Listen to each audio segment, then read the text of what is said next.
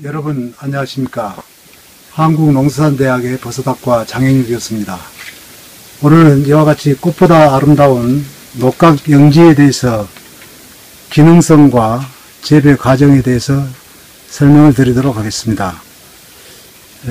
이 버섯은 쓴맛이 있는 버섯인데 테르페노이드라고 하는 성분이 들어있습니다.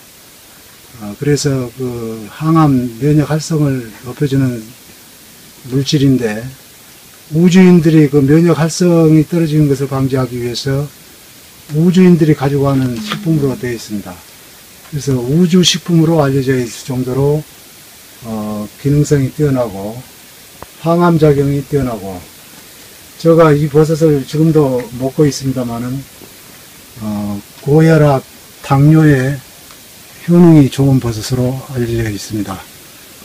기능성은 테르페노이드 성분이 이 녹각영지가 더 많습니다. 평각영지보다. 이 녹각영지라고 하는 것은 동그랗게 생긴 형태를 평각영지라고 그러고, 사슴뿔처럼 생긴 것을 녹각영지라고 하는데, 녹각영지가 테르페노이드 성분이 더 많고, 그럼으로써 항암 효과도 면역 활성 성분도 평각에 비해서 더 높다. 또 녹각은 이와 같이 그 뒤에 자실층이 폐쇄가 돼 가지고 포자가 빠지를 않고 포자가 날리질 않는데, 평각은 포자가 많이 날립니다. 관공이 있어서. 그러한 차이점이 있고, 재배 과정은 온목에다 재배하는 방법이 있고, 이와 같이 봉지에다 재배하는 방법이 있고, 병에다가 재배하는 방법이 있습니다. 여기는 지금 봉지에다가 톱밥 배지를 담아서 재배하는 봉지 재배 방법인데, 봉지 재배 방법에 대해서 설명을 드리도록 하겠습니다.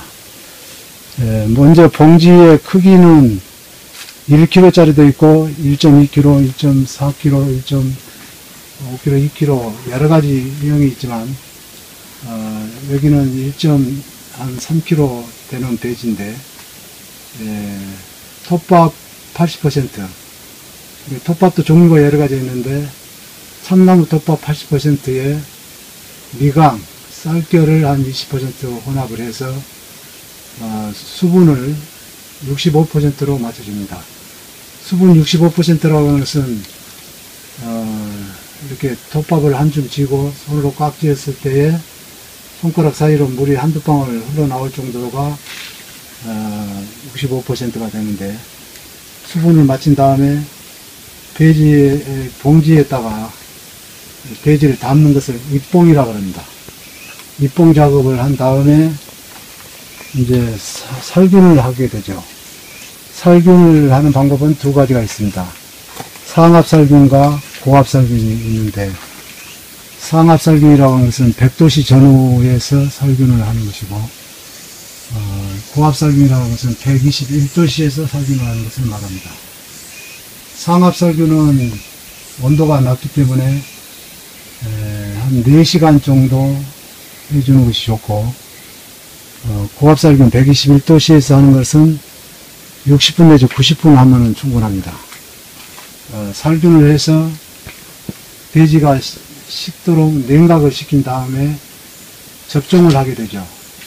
균을 접종을 하는 것은 액체로 접종하는 액체 종균이 있고, 톱밥 종균으로서는 톱밥 종균 접종 방법, 공립종균이라 해서 밀이라든지 이러한 공립을 이용해서 재배하는 공립재배가 접종 방법이 있습니다. 접종을 해가지고 배양을 하게 되죠. 균사 배양을 하는데, 보통 25도씨 정도에서 한 40일 정도 하게 되면은 이렇게 균사체가 하얗게 자라는 것을 배양이라고 합니다. 배양할 때는 어둡게 관리해 주는 것이 좋습니다. 광이 필요 없고, 온도는 25도씨. 온도가 꼭 25도씨여야 되는 것만은 아닙니다.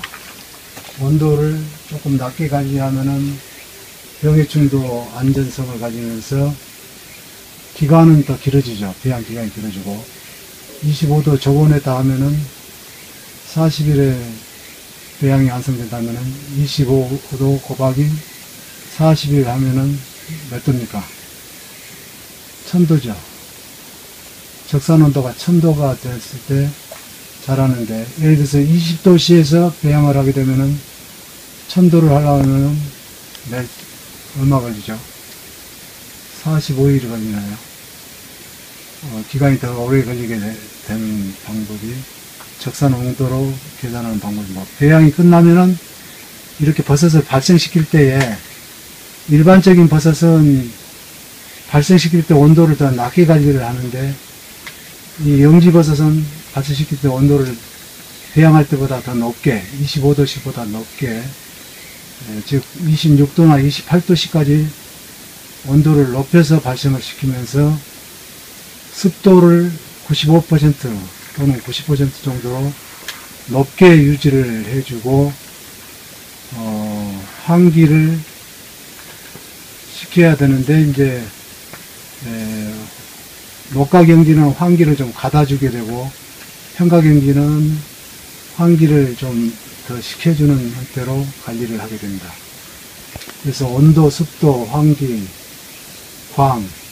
광은 밝기를 말하는데, 빛을 비춰줘야 됩니다. 버섯을 나오게 할 때는, 배양할 때는 어둡게 했지만 버섯을 발생할 때는 밝기를 해줘야 되는데, 너무 밝을 필요는 없고 신문을 읽을 정도의 밝기인 한 500룩스 정도면 가능하겠습니다.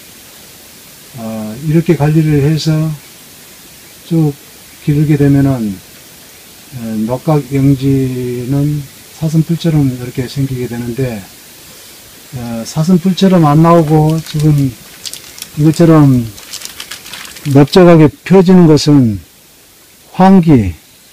환기가 많이 됐기 때문에 갓이 퍼지게 됩니다. 이렇게 갓이 평각처럼 이렇게 넓적하게 되면은 뒤에 강공에서 포자가 빠져서 가정에서 재배를 한다든지 이럴 때는 이제 호흡기 질환에 영향을 미칠 수도 있고 좋지를 않지만, 녹각영지는 강공이 폐시가 돼 있어가지고 포자가 발생을 안 해서 집안에서 기르기도 좋고 굉장히 좋습니다. 그래서 오늘 꽃보다도 아름다운 녹각영지를 재배를 해서 관찰용 뿐만 아니라 약용으로서의 그 기능을 동시에 지닌 녹각영지에 대해서 말씀드렸습니다. 아무쪼록 그 이름 자체가 불로초 버섯이라는 이름을 가지고 있는데, 늙지 않는다라고 하는 그런 의미를 지니고 있는 버섯입니다. 해감년의 꽃 대신에 그 트렌드에 맞게끔, 컨셉에 맞게끔 불로초 영지를 데코레이션 할 수 있는 그런 기회가 마련되기를 바라면서 설명을 마치겠습니다. 감사합니다.